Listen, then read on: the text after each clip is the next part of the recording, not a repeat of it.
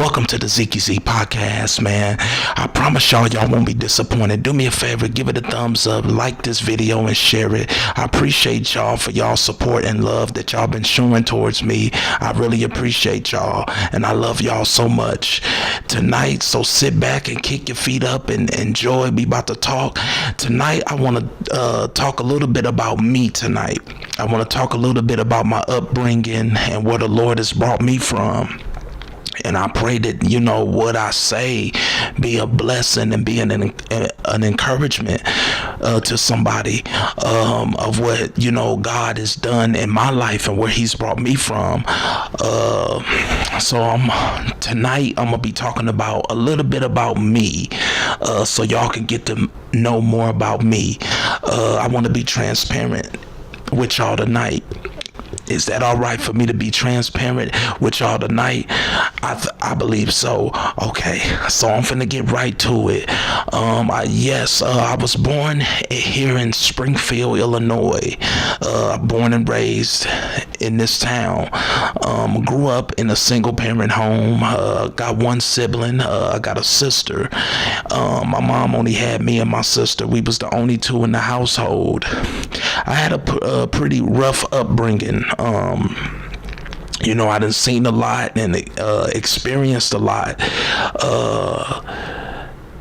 But through the grace of God, I'm here to be able to share with y'all what the Lord has done in my life. I remember I was around like maybe about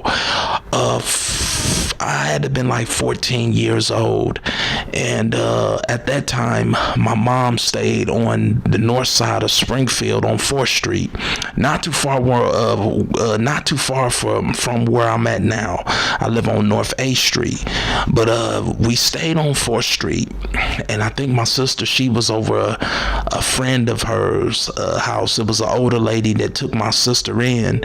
My sister used to always go over there, and I remember I was standing on the porch. I think I was on the porch shooting dice with a couple guys. I was shooting dice, and I was on the porch, and for some odd reason these two guys, they ended up leaving, and I was still on the porch with dice in my hand, and I seen this black van was coming up the street, and I looked, but and then, I didn't pay no attention at first, but then I must have looked again. Now, my mom and all them, they was all in the house, doing their thing, I did grow up in a, drug-infested home. I grew up in a pretty rough environment. I done seen a lot as a teenager, as a child coming up. But I remember I was standing on the porch, and I had dice in my hand, and I had a little money on me too. And I seen this black van, and I started looking at this van. And I was watching it, and I was, was like, who is these people? What is this van doing? And next thing you know, I see a SWAT team jump out of this van. They was armed, they had guns, they had their shields, they was in heavenly gear, and they pulled up in front of my mom's house where she was living, and they rushed, they ran up on the porch. I was so in shock, I didn't know what to do. So I'm just looking at the SWAT team. I'm watching these fellas run up on the porch where I was standing, and I remember one of them had rushed me and slammed me on the porch. One of them had grabbed me and just slammed me. Boom, get on the ground. Now mind y'all, I was number like 14 years old. He slammed me on the porch, told me to get on the ground. He put the handcuffs on me, and then they kicked in my mom's door, and they had everybody handcuffed, and the guy, I remember, he was like, "Do you have any drugs on you?" I said, "No, I don't have drugs on me." And he began to search my pockets or whatever. And so I believe my mom ended up going and a couple other people, and my mom ended up going to jail that night. But I think around like maybe about 2 days she got out. But man, that's just a little glimpse of what I had been through. I was number like 14 years old. It was just me and my sister. And I remember one time, another incident to where we was I can't remember. We was on Milton. My mom had lived on Milton, and this is this guy she was in. Actually, this was at the time she was with my sister dad, but I think she ended up breaking up with my sister dad. But we stayed on Milton. My sister, she was little. I mean, she was number 3. She had to been like 2 or 3 years old. And my mom had stayed on Milton, and one day my mom had came into, I don't know if it was like income tax or she won the lotto and came into a lot of, she came across a lot of money, and she ended up buying us some bunk beds, and she brought me a Super Nintendo. And I don't know if y'all remember, I know y'all that's from my generation know about the color TVs, the TVs that you turn the knob. See, if you grew up in my era, you know what I'm talking about. The color TVs, you turn the knob before they had the remote and the flat screens or what they got today. Well, back then they had the color TVs, and I remember my mom had brought me a color TV and a Super Nintendo. See, if you grew up in my era, you know about Nintendo and Sega Genesis, a Super Nintendo. Well, anyway, my mom ended up buying me. She bought me a Super Nintendo. She brought my sister some Barbies, and man, we had it. Man, my mom brought brand new furniture. She brought a floor model TV. I know y'all remember them floor model TVs, the TVs that had the wheels at the bottom and you could just push them. They sat on the floor. Man, $300, $300 or $400 worth of food, none but steaks and all that. My mom, man, I'm talking about, we had it made. Do you hear me? My mom made sure we had everything. Well, I'll say about a week later, we went to I remember my mom had left the house. We was gone for about a couple of days. I think it was, I can't remember. We left, and me, my mom, and my little sister. And when my mom had, when she came home, I remember that when she opened her door to the house, she had the key and she opened the door, and I kid y'all not, it was completely empty. Everything that my mom had brought was gone. No lie. I kid y'all not. Everything was gone. Everything she had brought was gone. Even the food in the refrigerator was gone. The couch was gone. The love seat was gone. The floor model TV was gone. My Super Nintendo was gone. My little color TV my mom had brought me was gone. Everything that she brought was gone. And I remember I saw my mom had broke down. She fell down on her knees and she just cried. And she just couldn't believe it. I mean, I was just like, wow, it made me cry just watching my mama cry. My sister, she was so little and young, she didn't understand. And she probably don't even remember this, but because my sister, she was still a baby. But I remember my mom had just broke down in the middle of the floor and she just started crying. And I came up to my mom and I hugged her, and I say about that week later, it was around close to Christmas. We was invited to my mom went to a Christmas party. Now my mom's brother, this is on my mom's brother wife on her side. This is her side of the family. And so we end up, my mom took me and my sister, we went to the Christmas party. And it was so many people there. All the family was there. It was, the kids, running around playing. You know how the family functions back then. Families really came together back then. I'm quite sure now families, they still come together, but really back then families really stuck. They came together and party, like, but and I was in the room. I went in the room with the other little kids, with the other, kids or whatever. And I saw my color TV in their room, and I recognized it. I knew that was the TV. It looked identical to the TV my mom had brought me, and it had the two knobs on the color TV. And I was just looking in my head. I'm like, and then I saw they was playing the Super Nintendo. And they had the color TV that my mom had brought me. And I was just like, I was seeing the stuff that my mom had brought over these people's house. To this day, I don't know who was involved or who had something to do with what had happened, how they did my mom like that. But I remember that I was sitting there, and one of the little boys, I looked at him and I said, that's my Super Nintendo. He said, no, this is ours. So we kind of went back and forth a little bit, because I remember, and then I remember the color TV my mom had brought me, and they was over there playing my game and had my TV over these people's house. And I'm not going to go off into the, I know who, I really know who was responsible for it, but I'm not going to go off into that, but I'm just giving y'all a little history of my upbringing. So, I went to Lanphier, graduated from Lanphier High.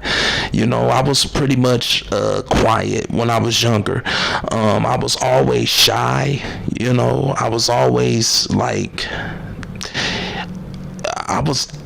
I always stuck out like a sore thumb. I always tried to fit in, but I could never fit in.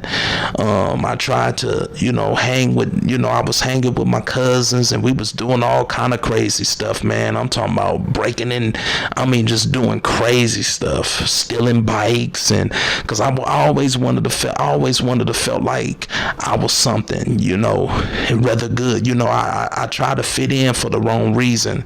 I wanted to be like the rest of my cousins. I wanted to be, out here just thugging.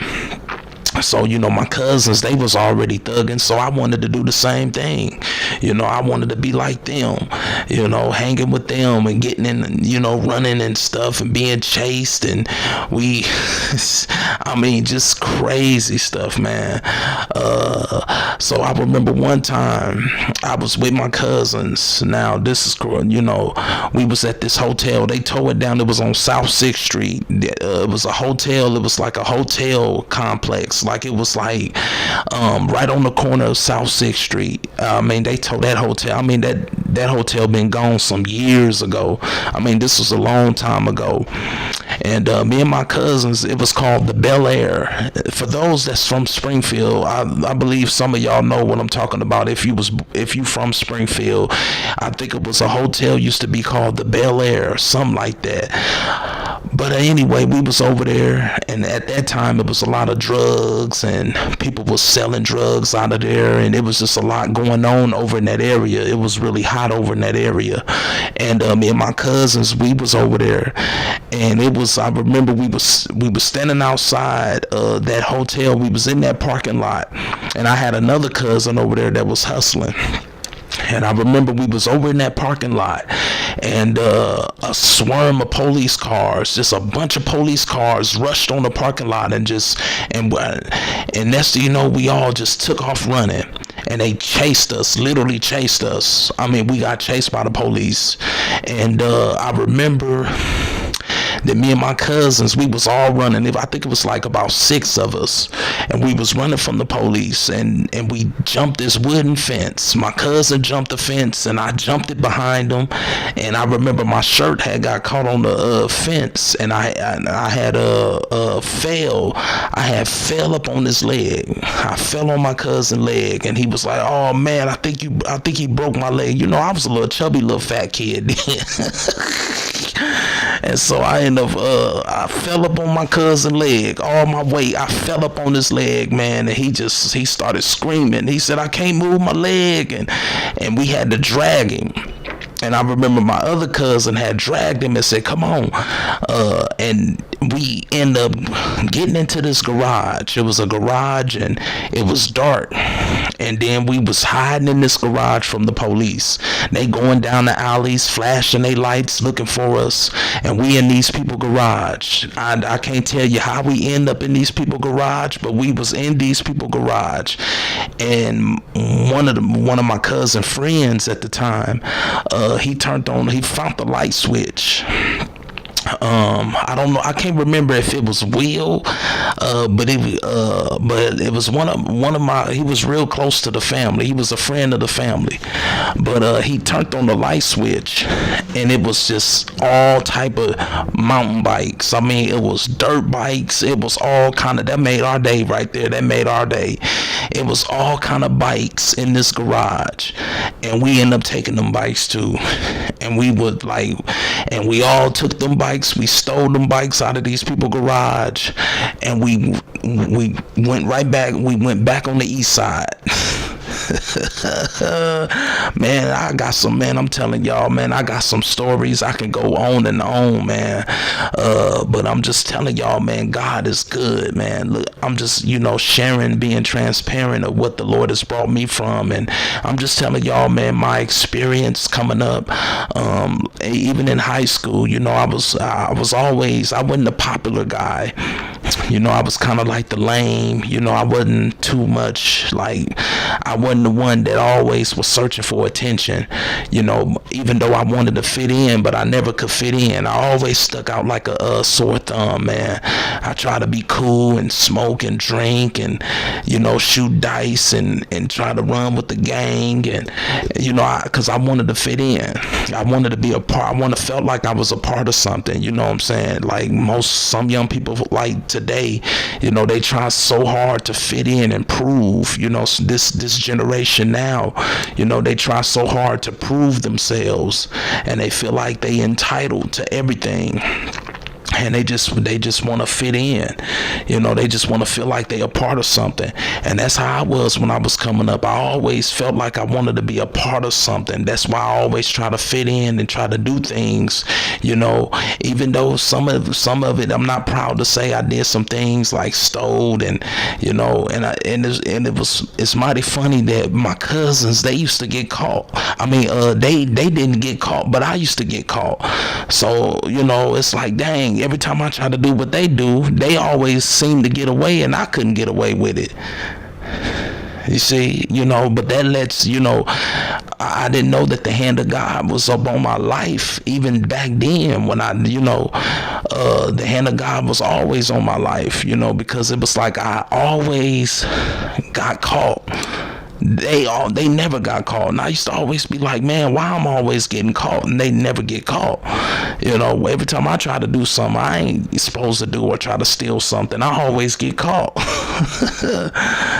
And man, I remember one time I was real young, and I think I was with my dad that day, and some of y'all know what I'm talking about. It used to be Mr. Beads on South Grand. It was a store called Mr. Beads on South Grand, and it used to be IGA at that time. Before it became IGA, it used to be Mr. Beads. And the owner, I think the owner, I think his name was, he was a Caucasian guy. He was an owner. He was one of the managers, and he caught me stealing some big red gum. And I remember he had caught me stealing gum, and he looked at me. He said, "You want to go to jail?" I was like, "No." I had to been like maybe about 8 years old. He had caught me stealing, and he was like, "Do you want to go to jail for stealing my pack of gum?" And the crazy thing about it, he knew my dad. He knew some of my family members real well, and I had this shock look, and I just was looking up at him, and I was like, I didn't know what to say. I was puzzled. I didn't know what to say. I just had this look like, he was like, "Go on and get out of my store." And I handed him the gum, and I ran up out of the store. I was gone. I mean, I ain't gonna lie, he scared me that day. It was just something about his eyes. I learned my lesson that day, because he scared me that day. I ran up out of that store. It used to be IGA, but it used to be Mr. Beads on South Grand. Man, but I'm just sharing with y'all tonight, man, telling y'all a little bit of my experience, man, the stories of the stuff I done been through. Man, I can go on, the list goes on, man. I'm just being transparent tonight, man, and sharing a little bit of my upbringing. Man, it was some good times and some bad times. I had some, good days, and I had some bad days, but I think it's by the grace of God that I'm able to share with you guys, and I'm here today to share my testimony of what the Lord has brought me from. And man, like I said, I was coming up, man, and tried to fit in with the rest of them. I see, even was around dope. I was around the drug dealers, and I didn't, people used to run, I done seen people run in and out of our house, and just up all night, people up all running in and out the door all night long. And I had to get up the next day and go to school, and I'm watching these people walk in and out of the house, and I'm laying on the floor, and my sister, she was in her room at the time, but she was staying with she was staying with other people as well, friends of hers, took her in, but I was just watching these people just run in and out of the house. And I'm telling you, and I remember when I had left that day, when I had even left that day, I remember I was upstairs. I think this was back, let's see, I had to been around like maybe 13. My mom has stayed on Fish Street in these apartments. They tore them down now, right off of Carpenter up here. It's like a nursing home. It's some kind of clinic. No, it's a clinic. It's like a Springfield clinic now.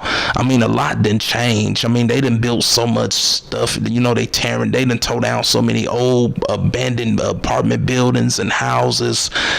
But anyway, we stayed on 5th off of Carpenter, and these apartments, you had the upstairs and the downstairs, and then you had the other apartment complex right next door.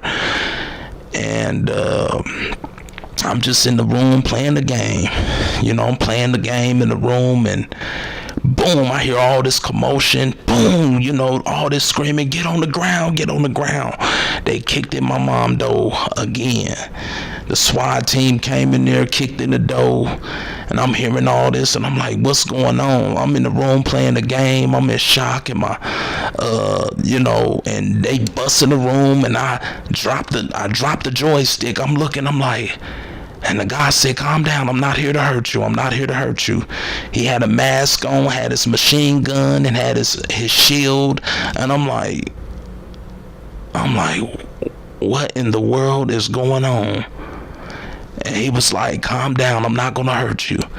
And so, he said, "But I am going to have you, I need to put handcuffs on you." So I, put my hands behind my back, and I sat on the bed, and and he handcuffed me, and he looked at me. He said, and it was a closet in the room. He said, is anybody else hiding in this closet? I said, no sir, I don't think it's nobody in there. So man, I say, I'm just giving y'all just a little glimpse, man, of what I had to go through, what I have seen as in my childhood. Like, I didn't really have a normal childhood. I seen some things that a normal child wouldn't see. I didn't have no, I didn't grow up with a silver spoon in my mouth. Like I said, it was just me and my, sister. We had been through a lot, and I thank God for my sister, man, that she's a warrior, man. She's a soldier. When I tell you she's a soldier, she is a soldier, and I'm so glad she moved back here. She came back home, and she moved back here in the city. I'm really thankful for that. All the years she been gone, my sister finally moved back home. But I'm just, sharing with y'all and telling y'all a little bit of my upbringing and my experiences of what I had to endure. Now, I am going to I will be doing a part 2 of more. I will be giving y'all more about my upbringing, because, it's a lot. I could tell some stories. Man, I could be on this all night, but I ain't going to be, I'm not going to be on here all night. And I appreciate y'all, man, for y'all love and support, man, and just, and share this video, man, and I pray that this will be a blessing. And no matter, and I want to say this, we go through life is a battle within itself, and but we have to know who we belong to. We have to know that we are God, we God's children, and there's not a trial that he can't bring us through. God will bring us through it. He never promised us that it would be easy. He said, in this world you will have trouble, but he said, be of good cheer, I have already overcome the world. Greater is he that is in me than he that is of the world. So that's why we have to know the word of God. We have to know and read the Bible. He won't put more on us than what we can bear. And the scripture says that he will never leave us nor forsake us. He said, lo, I am with you always, even unto the end of this age. So man, I'm just thankful, man. And I just wanted to, do this podcast video, man. Share this video with many people as you can. And I pray that this video was very encouraging, so y'all can know more about my history and my background. And y'all have a blessed night.